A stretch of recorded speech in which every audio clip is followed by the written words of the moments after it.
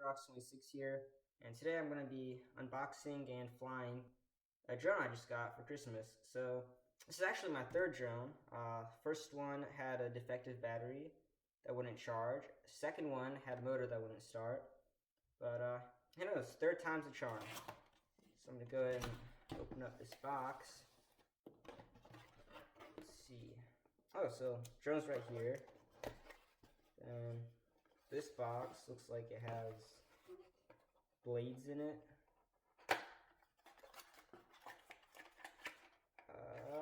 Maybe.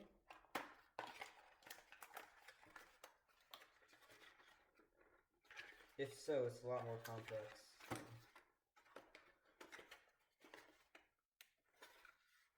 Yeah. It does have propeller blades in it. There we go. So, yeah, 8 of them actually, so they're gonna need balancing, but put that aside. And a slightly smaller box with a sun shield for the controller, probably. And then a spinal box up top. There's a very strange design to it. So opening it up on this side and on this side, and looks like a charger of sorts. The AC adapter to the charger, and the metal tool, probably for like putting it on the propellers to the brushless motors. Yeah, that's that box. So here is the drone itself. It's actually quite heavy. I think that's because it has the battery pre-installed. It provides 1080p video, 4 brushless motors. You get around 20 minutes of flight time. There we go. Oh, it's actually quite slick. I mean, those motors feel pretty good too. I think opening up the compartment back here will give us access to the battery. There we go. So let's see exactly what is this thing running. Actually, the battery makes up a majority of its weight. So let's see, 2,700 milliamp hours, 7.4 volts, and 20 watt hours. Not bad. So I'm gonna have to charge that. And let's see what we get at the bottom of the box. This looks like some sort of carrying case. And finally, the controller itself, which looks really good. It has 2 thumbsticks, an on and off switch, and 2 GPS switches. And these are like antenna ports, and a micro SD card slot. So put that aside, and disclaimer warning. But is it a disclaimer or a warning? We'll never know. As well as an instruction manual. Okay, not bad. So I guess first thing to do is plug this thing into charge. Okay, so after you balance the propellers, you're going to want to put them on. Now they do include this tool for gripping onto the motor, but better off just using hand tightening while you can. So put that on. Now it's on. Let's see.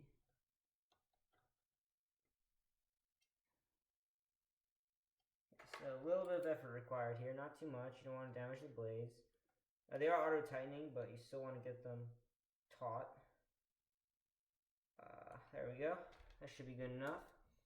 Now for B type arms, I want to get a B blade. Put that on. Now that's on. Once again, a little bit of effort required here. Not too much, just get it tight and on there, because these are self-tightening once again.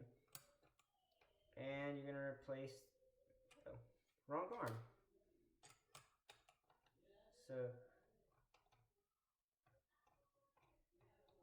So now that this is on as well, this one's taking a pretty long time to wind. Probably because I'm tightening it the wrong way. So once again, and wow, these rotors are a lot bigger than I actually anticipated. So C, B, and now that these are all on. Now there are no propeller guards for this, but that shouldn't be a problem. Okay, so I think it should be finished. We're back. It's actually been a few days since I initially assembled this, and it's largely a result of the firmware upgrades, because I tried to start it at first, but it wouldn't work. It would keep saying check gyro sensor. I didn't know why I was doing that, so I decided to upgrade the firmware, so if there was any problems with its previous firmware, it would get upgraded. Now, what I didn't know is that this isn't the drone that I thought it was. Well, it is and it isn't, because on the box, on the Amazon page which I purchased it from, it said H501s. On the box, it says H501s. Even on the bottom of the drone, can you see it? Probably not, but it says H501s. Right, yeah, right here, H501s. But what you wouldn't initially notice is a separate QR code up here. You scan that code and it'll say H501SS, which is a slightly different version of the drone with a different flight controller and a controller firmware software. So after a few repeated attempts, and I initially thought I bricked it because I tried to install the wrong firmware, not knowing it was the new updated version. So after all of that, I finally got the right firmware on it after multiple attempts, and it flew great. I mean, if you could actually get it to work, it flew perfectly. It was very stable. Motors were very powerful, and actually, well, let's flip over to the flight footage, shall we?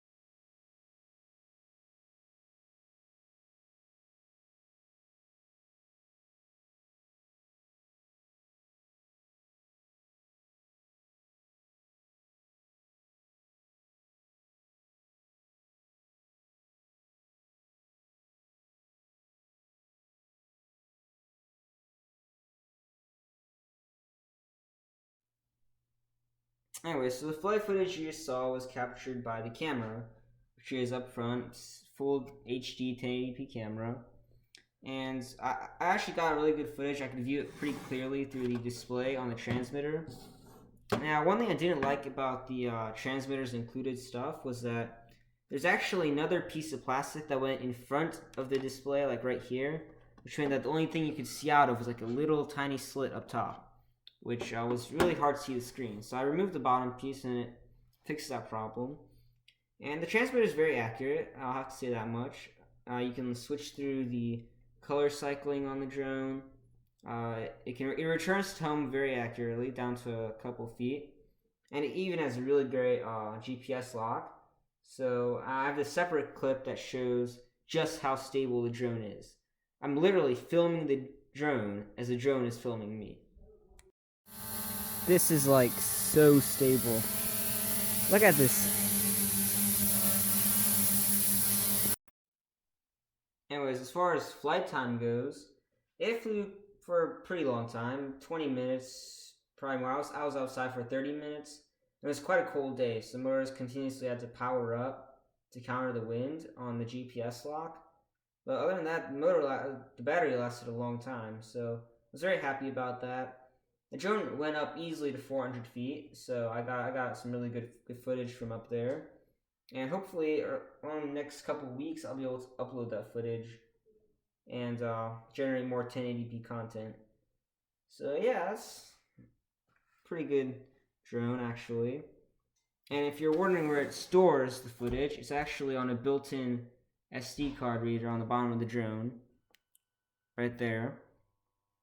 And it has some pretty good colored lights, so you can really tell where it's going. And it also has a headless mode, so even if you don't know where it's going, you can still easily fly it. So I guess that kind of concludes the review. It was a really good drone. It flies great, it records great, and I'm going to be uploading some more content from it shortly after this video. Thanks for watching.